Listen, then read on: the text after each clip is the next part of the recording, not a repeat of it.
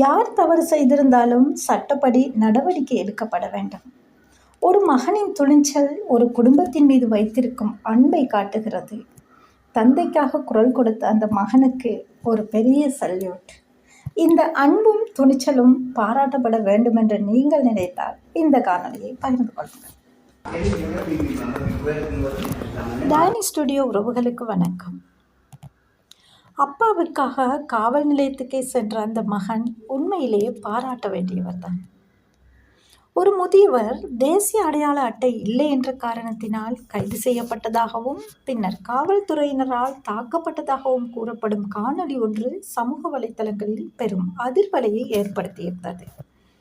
இந்த சம்பவம் தொடர்பாக குடும்பத்தினர் முன்வைத்த குற்றச்சாட்டுகள் குறித்து தற்போது விசாரணையும் நடந்து கொண்டிருக்கிறது. ஆனால் இந்த சம்பவத்தில் இன்னொரு காணொளி தான் தற்பொழுது பலருடைய கவனத்தையும் அறிந்திருக்கிறது. அந்த முதியவரின் மகன் காவல் நிலையத்துக்கு சென்று என்னுடைய அப்பாவை ஏன் இப்படி அடித்தீர்கள் என்று அதிகாரிகளிடம் கேள்வி எழுப்புகிறார். அவர் அங்கு சென்றது சண்டை போடுவதற்காக மட்டுமல்ல, தன்னுடைய அப்பாவிற்கு என்ன நடந்தது என்பதற்கான பதிலை கேட்க சென்றிருந்தார்.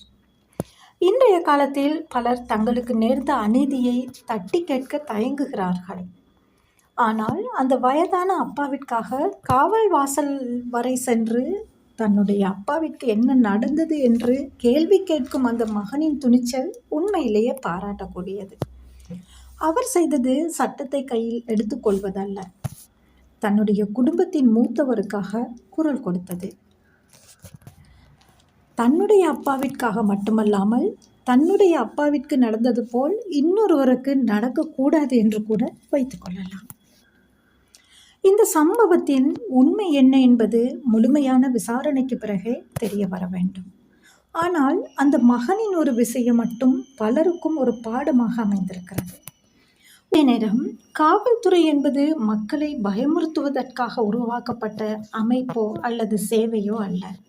காவல்துறை என்பது மக்களை பாதுகாக்க, சட்டத்தை நிலைநாட்ட, பலவீனமானவர்களுக்கு பாதுகாப்பாக நிற்க, நியாயத்தை உறுதி செய்ய உருவாக்கப்பட்ட அமைப்பு. ஒரு முதியவர் தவறு செய்திருந்தாலும் கூட அவரை சட்டப்படி விசாரிக்கலாம், தேவையானால் கைது செய்யலாம், சட்டத்தின் முன் நிறுத்தலாம். ஆனால் சட்டத்தை அமுல்படுத்தும் என்ற பெயரில் ஒருவரை அடிப்பது அல்லது கொடுமைப்படுத்துவது ஒருபோதும் ஏற்றுக்கொள்ள முடியாதது. மேலும் இலங்கையில் தேசிய அடையாள அட்டை வைத்திருக்காதது மட்டும் தனியாக ஒரு குற்றம் அல்ல என்று போலீஸ் சட்டப்பிரிவை சேர்ந்த அதிகாரி ஒருவர் விளக்கியுள்ளார்.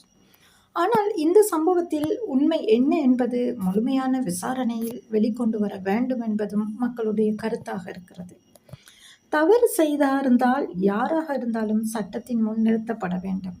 அது பொதுமகனாக இருந்தாலும் சரி, காவல்துறை அதிகாரிகளாக இருந்தாலும் சரி. ஏனென்றால் சட்டத்தை கையில் வைத்திருப்பவர் சட்டத்துக்கு மேலானவர் அல்ல.